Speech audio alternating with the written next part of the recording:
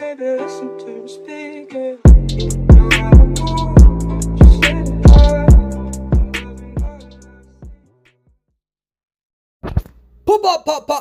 Persuadable. What's going on, everybody? Just going to do a real quick rundown of the perks that I'm using. I'm using Sprint Burst. I'm going to show you how I use this in a kiting session. We're going to use Decisive Strike. I got Bondage. Sorry, I meant to say Bond. Improve Thyself. And we come to show why really two of these perks don't work out for me this round, but I like the increase in speed. So let's do this, baby. Let's do it. So this is solo queue. I know I don't have Kindred, I don't have Spine Chill, but fuck it. So we're gonna go against the Hillbilly, and this is me just chilling, just looking at the scenery, dude. That's all I'm doing, just looking at the scenery, appreciating it. And so because I have a heartbeat this early, I am gonna hold off on my Sprint Burst and see if he ends up coming after me. There we go. We're gonna use it. And we are going to have him tunnel. Now, this is why 360 juking is so important. I'm not going to make it here. So we're going to juke that. There we go. That wasn't the best 360 juke, but it got the job done. He's trying to anticipate my movements. He probably thought I was going to throw that pallet down. This is a rank 1 Hillbilly. I really... God, I hate when I show destroying killers, because then everybody goes, oh my god, that's a rank 1 player on the PC? That'd be like a rank like 25. Okay, I'm being hyperbolic. Rank 25 is not a thing. But the thing that you got to remember, man, is that we all have bad matches. And in all fairness, when I'm a killer, dude, some of the survivors are just, they're so bad. They're still learning that when you actually go against a good player, you're like, holy shit. Let's be real. That's a real thing. Like, that happens as a killer all the time, where you're used to being able to kill survivors so fast, and then you go against the good one, and it's like you almost forgot how to actually play the damn game. It's the same thing when you're playing with, like, Survivor with friends, and you're like, oh, wow, we're actually going against a good killer. We probably shouldn't be out in the wide open like an idiot, because we're going to get our asses stomped. Now, what I will say is that Billy should probably leave, but he's going to tunnel me a little bit. And that's his biggest mistake here. And, you know, I do it sometimes as a killer. You get very prideful. And I'm going to teach you guys how I like to do a lot of this juking. The trick to this is to not stop moving, really. You got to know when to move and when not to move. I don't like to just stand still like this right here. I don't like standing still. You see how close he came to getting me because I decided to stand still? So I really like to run. I like to be in constant motion, so if he's coming, then I have a better reaction. My finger's on the screen. We're going to throw this down, though, because I'm getting a little too cocky in this area. And look at my Sprint Burst. See how there's moments where I'm temporarily slowing down and stopping, so my Sprint Burst kind of refills up. You see that heart? So I'm paying attention to that. And I'm going to wait right here. Wait. There we go. Got it. Can run away. All right. And that's why Sprint Burst can be a very good perk. You just have to know how to use it, and you have to know how to really use that to your advantage during mid-kite. Throughout that entire session, there are moments where I'm temporarily stopping very briefly, and then I pick up my movement and speed. It's actually a very difficult skill to learn, in my humble opinion, and the reason being so is that when it comes to Sprint Burst, okay, I don't ever like I don't like standing still, because if I'm standing still and then the killer starts to run after me on one side of a barrier. Well, if I'm standing still, it's going to take me a second to respond to him. So when you stand still, you're actually allowing that killer to get increased movement on you. And so that's why I'm constantly moving. You look at all my videos, I'm constantly circling. There's times where I purposely run a certain way because I want the killer to go over there, and then I immediately juke back to the other side. If you look at my gameplay, you'll see that there's times where I'm running to one side, and then I immediately juke back because I know that character is going to run that way. Okay? And the biggest thing about juking, the biggest thing about kiting and looping is to not always be reactionary. If you're the one that's controlling the movement and the killer is reacting to you, you can control the pace. But if you react to the killer's movements at all times, then eventually the killer can dance and slowly but surely pick up speed and pick up momentum and have an ability to really be able to pick up speed and to catch up to you.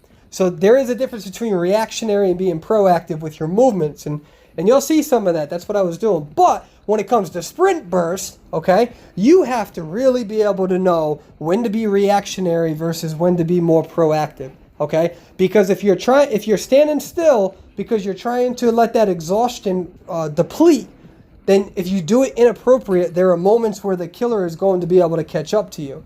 So that's where it gets really difficult. When are the moments when you can stand still versus the moments where you really have to be able to keep that distance? Like right now, okay, I'm not stopping. I'm not stopping, and I'm not going to allow him to catch up to me. I'm constantly moving, and I'm anticipating these moments. See this? So now, all right, he's running away from me, and I don't care. This solo mode, there's too many matches where if I'm not kiting or looping in solo mode, we lose. So I just play like this, and I'm going to try to get their attention. And here we go. Here's some good mind games that I'm going to play on him right now. And I messed up because I thought the window was over there. And you're going to see that? We're going to have Now, that does not always work. That's more of an emergency move. That's what that is. But what you're seeing within these kite sessions are some of these moves working. All right, that shouldn't have worked, but it worked. And being able to stop like that. Now, I'm purposely doing this to taunt him now. I shouldn't be doing that. Now, I'm running out, and I'm not hugging the wall right now because I couldn't see where he is. And this is me conserving that pallet as much as I can. I'm not going to lie, though. I think he thought I was going to juke him right there. I'm not going to lie, though. I really thought that he was going to double back. So I've been in a lot of really bad positions within this kite session, and that's where being creative can help you out. In the earlier portion of kiting or looping, you saw my ability to do a 360. Wasn't the prettiest one, but it was functional enough to work, all right? And you also saw me do that whole stopping thing coming within a shack. Listen, I don't care what any rank 1 killer tells you. If they try to tell you they never fall for that, it's horseshit. There's going to be matches you fall for it, matches you don't expect something like that to happen. And a lot of the times you can prevent it, but sometimes some people are going to just pull it off. I know I fall for it once in a while. That's how the game works. It's just everybody's too fucking prideful to admit it. That's the beautiful thing about being on Twitch is that you can see me playing good and you can see me doing all those mess-ups. But it's in my humble opinion that I consider you a good kiter or a good looper if you know how to adapt. All right. I know that there's a lot of styles out there where you just throw the pallet down and then you run to the next pallet and then you run to the next pallet. And there's nothing wrong with that. That's a good strategy, except if you're not looping, then really what you're doing is you're just running to a pallet, staying there, running to a pallet, staying there. You got to know how to conserve these resources as well. And sometimes you're going to have to throw that down.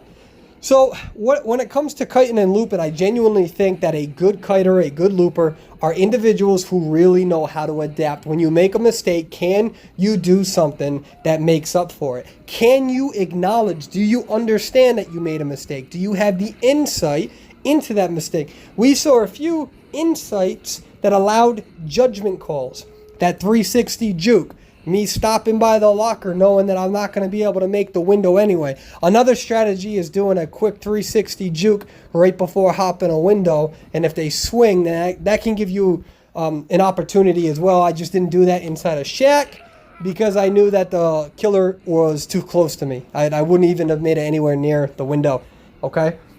So this hunter, this killer, we're seeing them kind of camp a little bit. And I'm not even mad that they're camping, to be honest, because he got his ass kicked so bad that, you know, what else is he going to do? I mean, he's got to secure at least a kill. And, I mean, he probably should be moving on, but I don't know. That's just his style. It's whatever. My problem is when you camp, when you down somebody and there's 5 gens left or 4 gens left. You know, I'm not going to completely criticize camping. I understand that it's not the best strategy. And I understand that there's times to do it when you're very, very desperate in the end. But to do it in the beginning of the match is just stupid. I don't agree with that style. So, because I also understand that people will do anything that they need to in order to win. So I acknowledge that. You camp one, you kill them, and hopefully you're able to secure another tie. And that's what he should have been able to do right there. He should have been able to get him, but he just stops. He kind of just, I'm not going to lie, he kind of just gave up. And he's like, all right, I'm done. So I wanted to show some of my gameplay. Now, in a weird twisted fate, I got this killer again in another match. They have the same skin, same everything. I actually have the same build. So in a weird way, we got matched up pretty close together. And in this match, I ended up kiting him for 4 gens. And then after that, somebody ended up getting killed after that. And he ended up getting me down. But, man, this is how you know you have kicked the shit out of someone. When they're mad at you from previous games, and they're, he's just gonna watch me bleed to death. He is so fucking mad. He did better this round, though. I only did a 4-gen kite on him this time. So, oh, God, I figured, you know, this is funny. He's just, I know it's toxic, but it's just so funny. He's just watching. Anyways, guys, thank you for watching. You guys have a good day. Bye now.